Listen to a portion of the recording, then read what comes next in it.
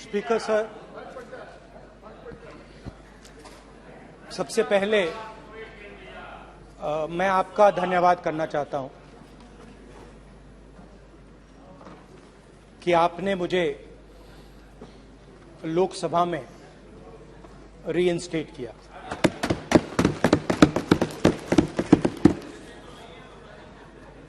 और पिछली बार जब मैं बोला तो शायद मैंने आपको थोड़ा कष्ट भी पहुंचाया, क्योंकि मैंने इतनी जोरों से अदानी जी पे फोकस किया कि जो आपके सीनियर नेता हैं शायद उनको थोड़ा कष्ट हुआ। तो वो जो उनको कष्ट हुआ,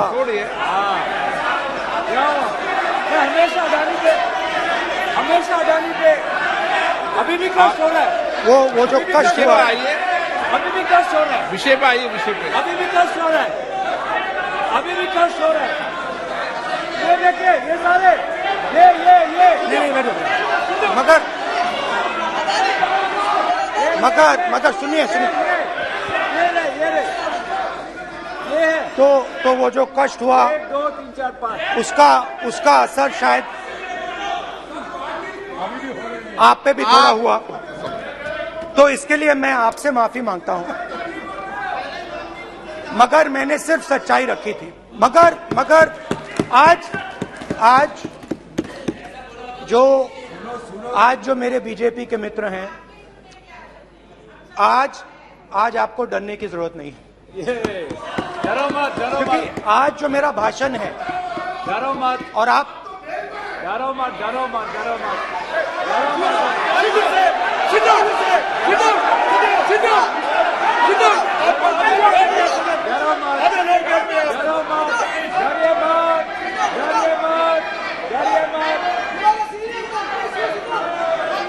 स्पीकर सर, अरे बैठे ब्रदर।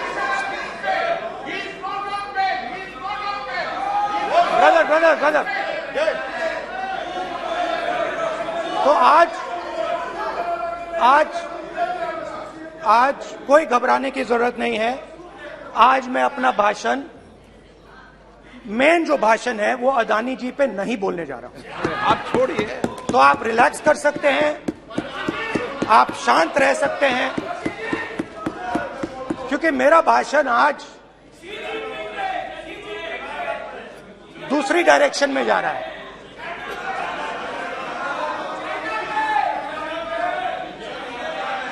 रूमी ने कहा था जो शब्द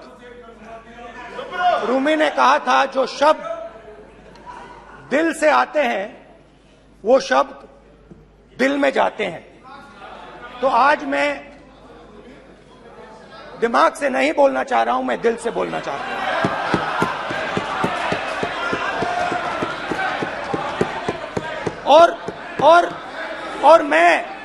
और मैं आज आप लोगों पर इतना आक्रमण नहीं करूंगा। मतलब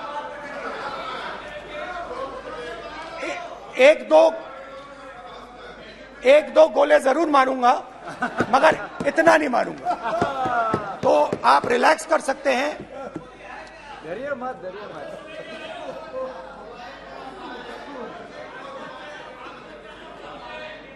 अरे रक्षा मंत्री जी आज संभाल लेंगे आप लोग।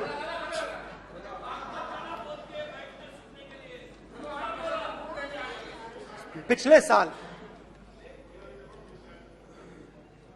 130 दिन के लिए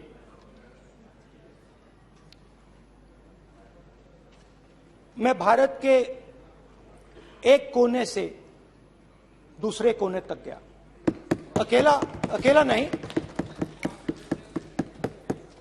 बहुत सारे लोगों के साथ।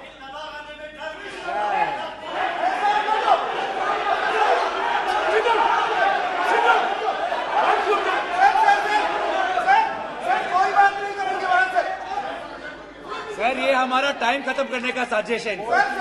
प्रधानमंत्री बोलेंगे ऐसे ही होंगे सर। सारे समय निकल जाए। समुद्र अधीर अधीर अधीर समुद्र के तट से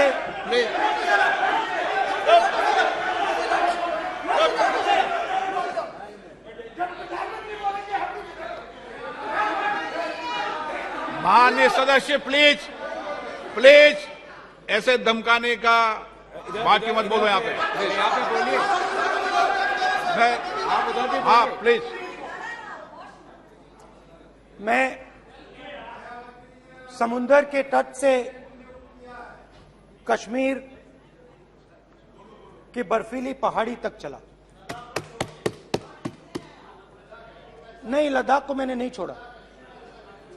यात्रा अभी खत्म नहीं हुई है, यात्रा जारी है और जरूर लद्दाख आएंगे, घबराइए मत। बहुत सारे लोगों ने मुझसे पूछा यात्रा के दौरान,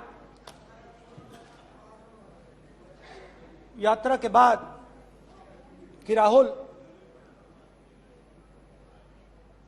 तुम क्यों चल रहे हो, क्या तुम्हारा लक्ष्य क्या है,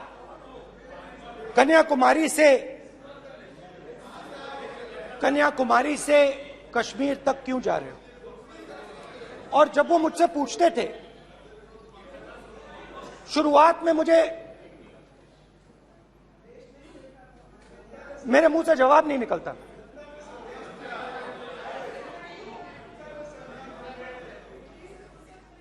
शायद मुझे ही नहीं मालूम था कि मैंने ये यात्रा क्यों शुरू की। जब मैं कन्याकुमारी से शुरू हुआ, मैं सोच रहा था मैं हिंदुस्तान को देखना चाहता हूं, समझना चाहता हूं, लोगों के बीच में जाना चाहता हूं, मगर गहराई से मुझे मालूम नहीं था।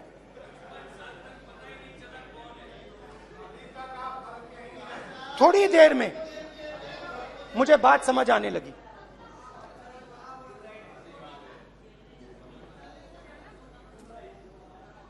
जिस चीज से मुझे प्यार था, जिस चीज के लिए मैं मरने को तैयार हूं, जिस चीज के लिए मैं मोदी जी की जेलों में जाने को तैयार हूं, जिस चीज के लिए मैंने 10 साल हर रोज गाली खाई, उस चीज को मैं समझना चाहता था।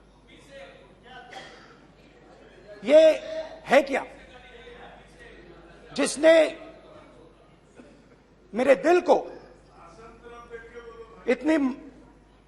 भाई आप रनिंग कमेंट्री बंद करो, नहीं तो हम भी चालू करेंगे। सुनने का आप धैर्य रखो।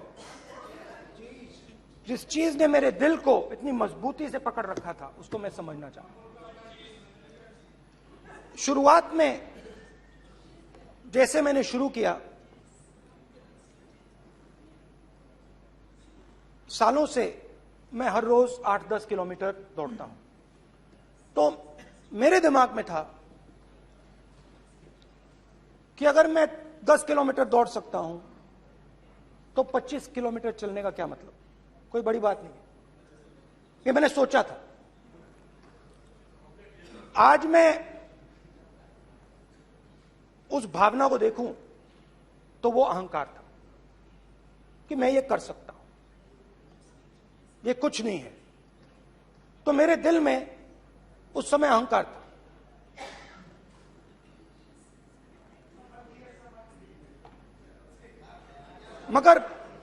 मगर भारत अहंकार को एकदम मिटा देता है, 1 सेकंड में मिटा देता है। तो हुआ क्या, 2-3 दिन में मेरे घुटने में दर्द शुरू हो गया। पुरानी इंजरी थी और जबरदस्त दर्द। हर रोज मैं उठूं और मेरे घुटने में दर्द, हर कदम में दर्द। तो पहले 2-3 दिनों में जो अहंकार था, जो मतलब भेड़िया जो निकला था, वो चींटी बन गई एकदम।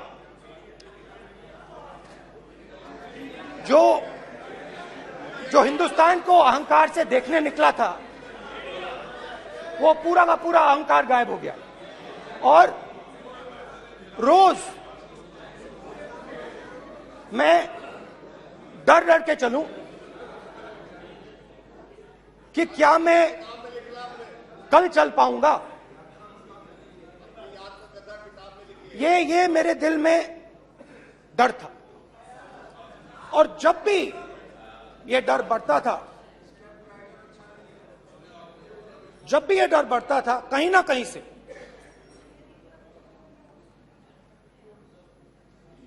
कोई ना कोई शक्ति मेरी मदद कर देती। एक दिन मैं सह नहीं पा रहा था, एक छोटी सी लड़की आती है, मुझे चिट्ठी दे देती।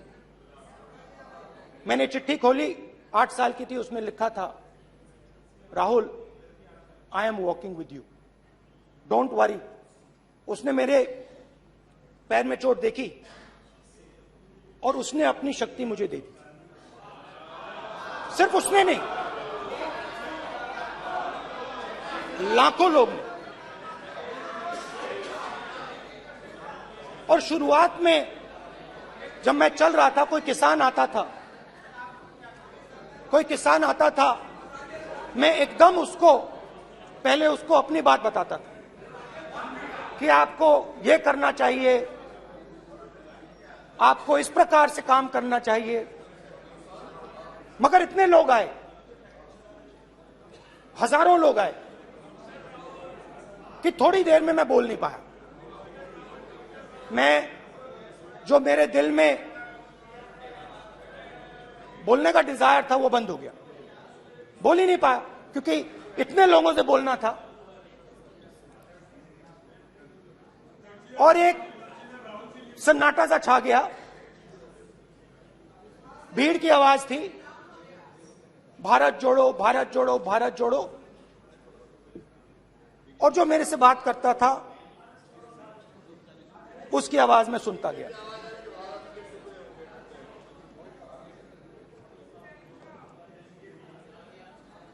हर रोज सुबह 6 बजे से रात 7-8 बजे तक आम आदमी, गरीब, अमीर, बिजनेसमैन, किसान, मजदूर, सबकी आवाज।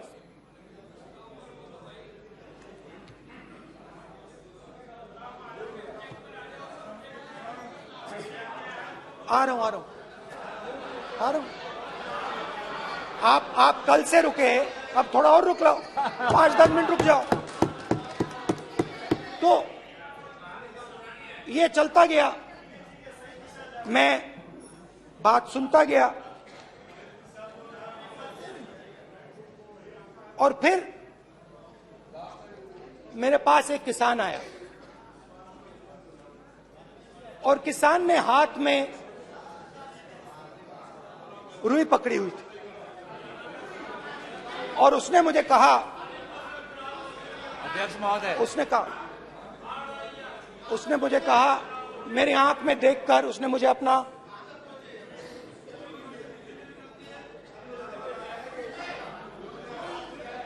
वो रुई का बंडल दिया, और उसने कहा, राहुल जी,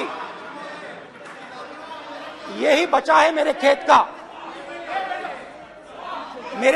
का, यही बचा है, और कुछ बचा नहीं है। मैंने उससे, जो मैं नॉर्मली सवाल पूछता था, भैया आपको बीमा का पैसा मिला, वो पूछा। बीमा का पैसा मिला, वो पूछा। और किसान ने मेरा हाथ पकड़ा। किसान मुझे कहता है कि नहीं राहुल जी, मुझे बीमा का पैसा नहीं मिला, हिंदुस्तान के बड़े उद्योगपतियों ने वो मुझसे छीन लिया। मगर इस बार बड़ी अजीब सी चीज हुई।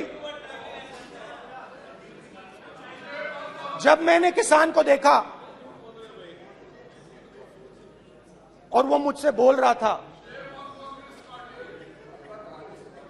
तो जो उसके दिल में दर्द था वो मेरे दिल में आया। जो उसके आंखों में शर्म थी जब वो अपनी बीवी से बात करता था, वो शर्म मेरी आंखों में आई। जब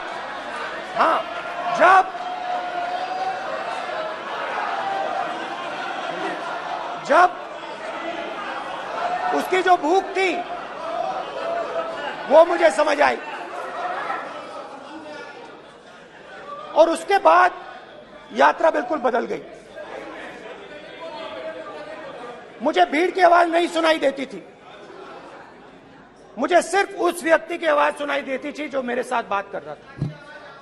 उसका दर्द, उसकी चोट, उसका दुख, मेरा दुख, मेरी चोट, मेरा दर्द बन गया।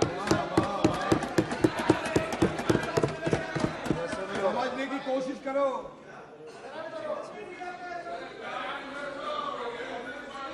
भाइयों और बहनों, लोग कहते हैं कि ये देश है, कोई कहता है ये अलग अलग भाषाएं हैं, कोई कहता है ये जमीन है, मिट्टी है, कोई कहता है ये धर्म है, ये सोना है, ये चांदी है। मगर भाइयों और बहनों, सच्चाई है कि ये देश एक आवाज है। ये देश सिर्फ एक आवाज है। ये देश, इस देश की लोगों की आवाज है। इस देश के लोगों का दर्द है, दुख है, कठिनाइयां हैं। और अगर हमें इस आवाज को सुनना है तो हमारे दिल में जो अहंकार है, हमारे जो डिजायर्स हैं, हमारे जो सपने हैं, उनको हमें परे करना पड़ेगा। जब हम अपने सपनों को परे करते हैं तब हमें हिंदुस्तान की आवाज सुनाई देती है, तब तक हिंदुस्तान की आवाज हमें नहीं सुनाई देती। अब आप कहोगे ये बात मैंने नॉन कॉन्फिडेंस मोशन में क्यों रखी? इसका क्या मतलब है कि भारत एक आवाज है, भारत लोगों का दुख है, भारत लोगों का कष्ट है, मुश्किलें हैं। क्योंकि भाइयों और बहनों,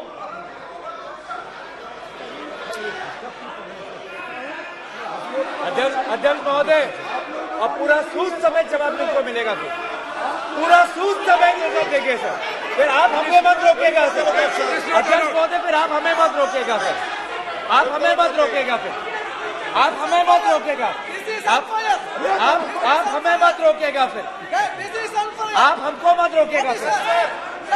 हम सब देख रहे हैं, सब सुन रहे हैं, आप हमको फिर मत रोकेगा सर। तो स्पीकर सर, भारत एक आवाज है। भारत इस देश के सब लोगों की आवाज है। और अगर हम उस आवाज को सुनना चाहते हैं, हमें अहंकार को, नफरत को मिटाना पड़ेगा। स्पीकर सर, कुछ ही दिन पहले मैं मणिपुर गया। हमारे प्रधानमंत्री नहीं गए, आज तक नहीं गए, क्योंकि उनके लिए मणिपुर हिंदुस्तान नहीं है।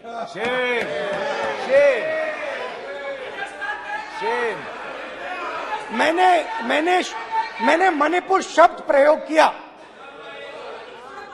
मगर आज की सच्चाई यह है कि मणिपुर नहीं बचा है। मणिपुर को आपने दो भाग में कर दिया है। मणिपुर को आपने बांट दिया है, तोड़ दिया है। मैं मणिपुर में रिलीफ कैंप्स में गया। रिलीफ कैंप में आज जा रहा हूं,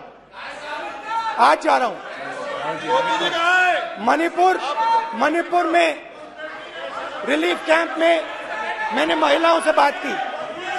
ठीक है सर, अब आप हमको मत रोकिएगा। It's not fair. आप हमको मत रोकिएगा। You tolerate this all this. Sir, Don't allow this. पूरा टाइम No, देंगे। sit down. पूरा टाइम देंगे। Yeah. Why you all this hooligan? कल देखेंगे, कल देखेंगे, कल देखेंगे। बात नहीं करेंगे सर, प्रधानमंत्री की बात नहीं करेंगे सर ऐसे।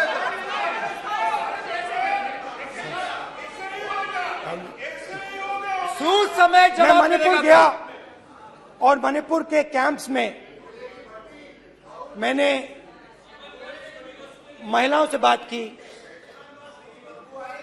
बच्चों से बात की,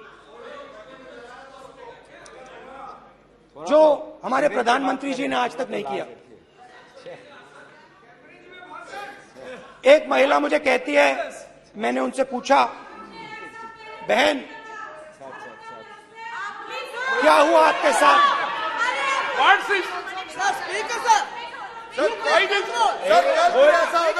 एक एक मंत्री बोल रहे हैं, कल आप बोले एक एक मंत्री खड़े होके बोल रहे हैं, एक एक मंत्री खड़े होके ऐसे कर रहे हैं।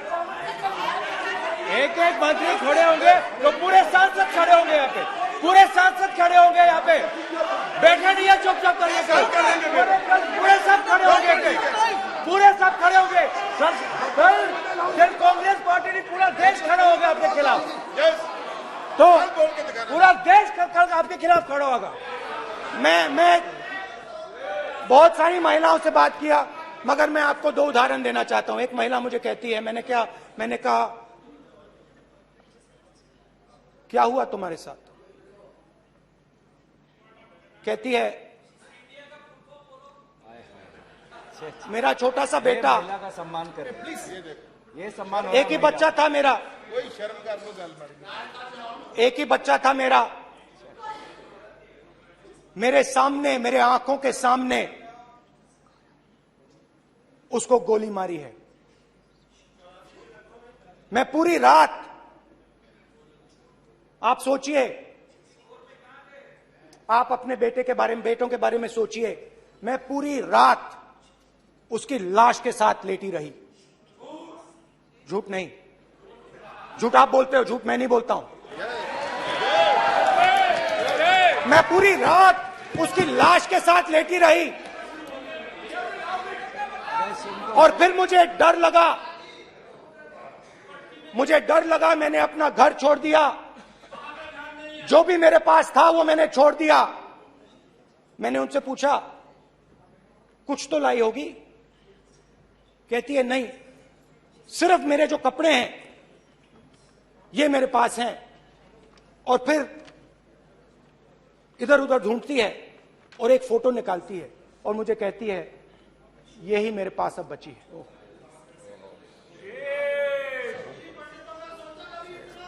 एक और उदाहरण, दूसरे कैंप में मैं, एक महिला मेरे सामने आती है, मैं उससे पूछता हूं, तुम्हारे साथ क्या हुआ?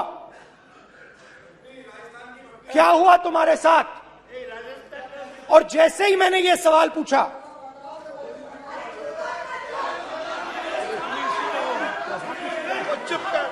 जैसे ही मैंने ये सवाल पूछा, आप महिला का दर्द नहीं सुन सकते, महिला का दर्द नहीं सुन सकते, महिला का दर्द सुनने का आपका धैर्य नहीं है, महिला का दर्द नहीं सुन सकते, महिला का दर्द नहीं सुन सकते। जैसे ही मैंने उससे ये सवाल पूछा, बैठो, जैसे सर, प्लीज सर,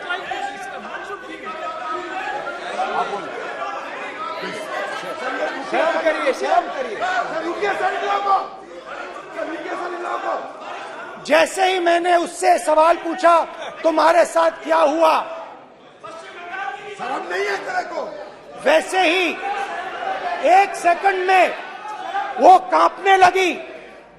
उसने अपने दिमाग में वो दृश्य देखा और वो बेहोश हो गई। मेरे सामने कांपती हुई बेहोश हो गई। तो ये मैंने आपको सिर्फ 2 उदाहरण दिए हैं। स्पीकर सर, इन्होंने मणिपुर में हिंदुस्तान की हत्या की है, सिर्फ मणिपुर की नहीं, हिंदुस्तान की हत्या की है। इनकी राजनीति ने मणिपुर को नहीं, हिंदुस्तान को मणिपुर में मारा है। हिंदुस्तान को कत्ल किया है, हिंदुस्तान का मर्डर किया है मणिपुर में। जैसे मैंने भाषण के शुरुआत में बोला, भारत एक आवाज है, भारत हमारी जनता की आवाज है, दिल की आवाज है। उस आवाज की हत्या आपने मणिपुर में की। इसका मतलब भारत माता की हत्या आपने मणिपुर में की।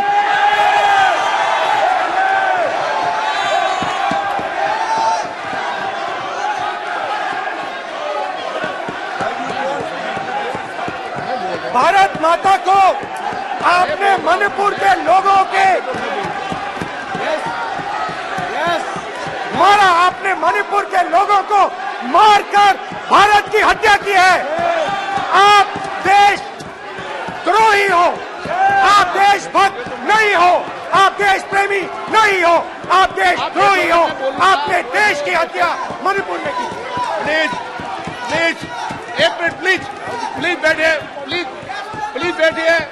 अब सवाल आप उठता है, बैठना चाहते नहीं बैठना चाहते? आप बैठना चाहते नहीं बैठना चाहते? इसीलिए आपके प्रधानमंत्री चाहते आप?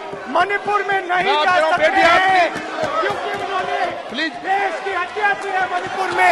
मणिपुर में हिंदुस्तान की हत्या की है, भारत माता की हत्या की है।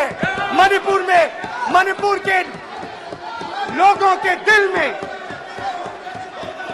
प्लीज एक मिनट बैठिए आप, एक तो मिनट सवाल बैठिए। उठता है, एक मिनट बैठिए, एक मिनट। आप भी विराजे, आप भी विराजे, आप भी विराजो, आप भी विराजो। आप बैठिए सही, नहीं बैठिए रहने दो आप, चलो आप बैठिए, बैठिए आप, प्लीज बैठिए आप, प्लीज। आप बोल रहे फिर आप भारत माता के रखवाले नहीं एक हो, मिनट माने सर। आप भारत माता के हत्यारे हो। प्लीज माननीय सदस्य, प्लीज प्लीज माननीय सदस्य, please please please please please. देखिए माननीय सदस्यगण, प्लीज प्लीज। माननीय सदस्यगण, भारत मां हमारी मां है, हमें सदन में बोलते समय संयम बरतना चाहिए। मेरा अपनी मां की हत्या की बात कर रहा हूं, मैं मणिपुर में अपनी मां की हत्या की बात कर रहा हूं, मैं आदर से बोल रहा हूं। आपने मेरी मां की हत्या की मणिपुर में। एक मेरी मां यहां बैठी है, दूसरी मां को आपने मणिपुर में मारा है।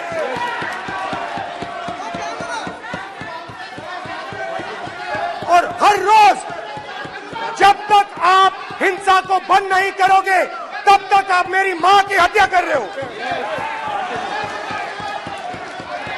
हिंदुस्तान की सेना मणिपुर में एक दिन में शांति ला सकती है, हिंदुस्तान की सेना का प्रयोग नहीं कर रहे हो, क्योंकि आप हिंदुस्तान को मणिपुर में मारना चाहते हो।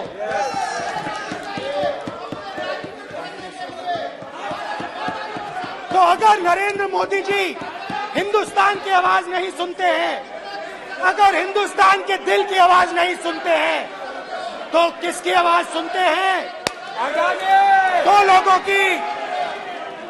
लोगों की आवाज सुनते हैं। प्लीज इसकी आवाज सुनते हैं, प्लीज माननीय सदस्य, इसकी आवाज सुनते हैं, माननीय सदस्य, और प्लीज। इसलिए सुनते हैं। नो ये गलत तरीका माननीय सदस्य, माननीय देख सदस्य, आपका लीजिए गलत तरीका है। अडानी जी के लिए मोदी जी ने क्या काम नहीं। किया है, देख माननीय लीजिए। सदस्य, आप ये पहले आपको और उसको ये लेकर बाद नहीं आए, में। गलत तरीका आपका।